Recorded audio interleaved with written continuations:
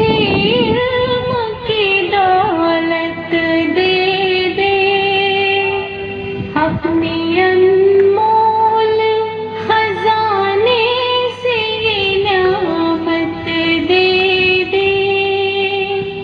मैं हूँ कमज़ोर, मुझे दौलत माँ दे दे।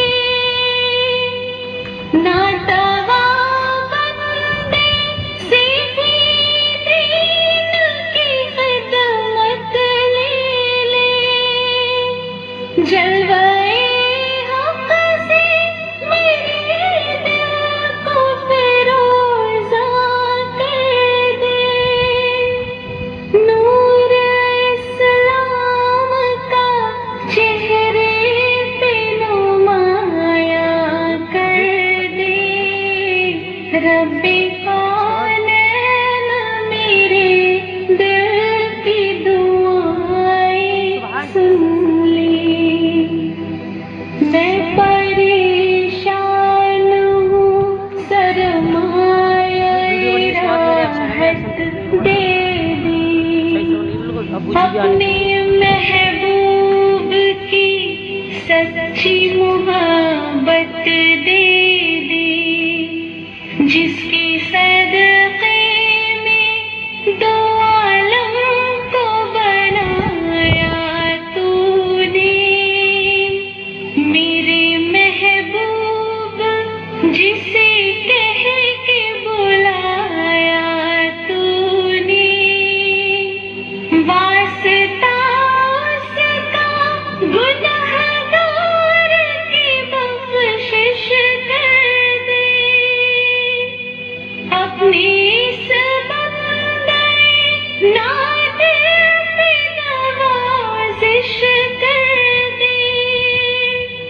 नूर इस्लाम का चेहरे पे मुनव्वर कर दे।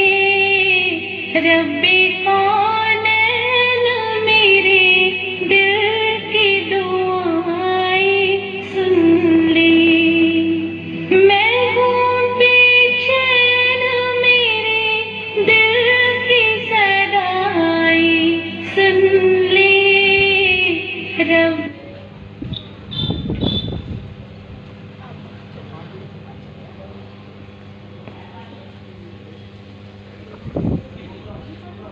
माशाअल्लाह, हमारी बच्चियों ने काफ़ी ही दिलजोई के साथ मुनाजात एक्शन पेश किया है। इस प्रोग्राम की इनामात में तकरीबन हमारे भाई ने 120 रुपये दिए हैं। अल्लाह इनको कबूल करे। अब इसके बाद एक ऐसी शोलाबार तकरीर पेश खिदमत है जो दिलों की दुनिया में है हंगामा बपा कर देगी। पसमुर्दा ख्वाबीदा कुलूब में भौचाल आ जाएगा, जिसके हर हर्फ से ये आवाज़ आएगी कि हमारे हिंदुस्तान में हमारे बुजुर्गों ने कितनी तकलीफ़ें बर्दाश्त की हैं और कितनी बड़ी बड़ी कुर्बानियाँ दी हैं। लिहाजा मैं दावत इस्तेद देता हूँ एक ऐसे होनहार तालिब इल्म मोहम्मद कैफ सल्लमहू को कि वो आएँ, तकरीर पेश करें। गर हौसले जवां हों और कामिल हो शौक भी, गर हौसले जवां हों और कामिल हो शौक भी, फिर कौन सा वो काम है जो इंसान न कर सके। मौसूफ डाइस पर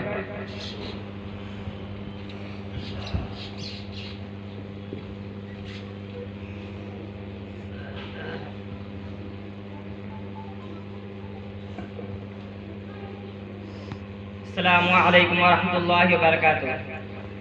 अल्हम्दुलिल्लाहि रब्बिल आलमीन वस्सलातु वस्सलामु अला सय्यदिल मुरसलीन व अला आलिहि व अस्हाबिहि अजमईन, अम्मा बाद। क़ाल नबी सल्लल्लाहु अलैहि वसल्लम इन्नमल उलमाउ वरसतुल अंबिया औ कमा क़ाल अलैहि सलातु वस्सलाम। वो सुन के आ जाए तारीख़ को पसीना, वो सुन के आ जाए तारीख़ को पसीना, तैरा दिया किसने मेरे खून में सफीना। भारत के शेर कितने मेरे खून में नहाए, भारत के शेर कितने मेरे खून में नहाए, टूटा मेरे लहू में कितनों का आबगीना। कुछ लोग मेरे खून से होली मना रहे थे, कुछ लोग मेरे खून से होली मना रहे थे, कुछ लोग भर रहे थे मेरे खून से आबगीना। हज़रात सामाईन किराम और मुअज़्ज़ज़ मुहतरम हज़रात, मुख्तलिफ तहज़ीबों का गहवारा हमारा ये हिंदुस्तान जन्नत नुमा है, जिसकी गोद में गंगा जमुना की रवानी है, कोसी और सतलज की जवानी है, लाल किला और जामा मस्जिद की मजबूती और पाकीज़गी है, ताजमहल की खूबसूरती है, ऊंचे ऊंचे पहाड़ हैं, मनमोहन झील आबशार हैं, मुख्तलिफ मजहब व मिल्लत दीन और धर्म के मानने वाले हैं। कोई एक खुदा और परमेश्वर की इबादत करता है तो कोई सैकड़ों देवी देवताओं के आगे सर झुकाता है, कोई पत्थरों को पूजता है तो कोई दरख्तों के आगे अपना सर तस्लीम खम करता है, कोई गौ माता कहकर उसको भगवान का दर्जा देता है तो कोई फोटो और तस्वीर के सामने अपने हृदय को शांति पहुंचाता है। इसी धरती ने जहां बड़े बड़े बापुओं को जन्म दिया है, हम भी इसी देश के अंदर पैदा हुए हैं, इसी की मिट्टी ने हमारी परवरिश और बर्दाश्त की है, तहज़ीब और शाइस्तगी का आला मियार अता किया है। हमको इस मुल्क के जर्रे जर्रे से प्यार है, इसकी मिट्टी और सब्ज़े से प्यार है, इसके ऊंचे ऊंचे पहाड़ और वसी व अरीज़ सहराओं से प्यार है, इसके मसाजिद व मदारिस से प्यार है, इसके महल्लात व क़िलाआत से प्यार है। इसीलिए इसकी इस्मत व इफ़्फ़त की हिफाजत को हम अपनी जिम्मेदारी समझते हैं, इसकी सियानत को अपना ईमान कर जानते हैं, इसकी गोद की रक्षा को अपना धर्म तसव्वुर करते हैं, क्योंकि जिस मजहब के हम मानने वाले हैं, जिन कवानीन के हम पैरू हैं, उसने हमें बेवफाई नहीं बल्कि वफादारी का सबक दिया है, एहसान फरामोशी नहीं एहसान शनासी का सबक दिया है, उसने हमें बुज़दिली नहीं बल्कि हौसला दिया है, उसने हमें लोमड़ी की अय्यारी नहीं बल्कि शेर का दिल अता किया है, उसने हमें तलवारों के साए में तोपों और टैंकों से टकराने का हौसला दिया है। अरे सरज़मीन मक्का से पूछ लो, सरज़मीन मदीना से पूछ लो, मिस्र और शाम से पूछ लो, रूम और फारिस से पूछ लो, अंदलुस व स्पेन से पूछ लो कि कैसी कैसी वफादारी का सबूत हमने पेश किया है।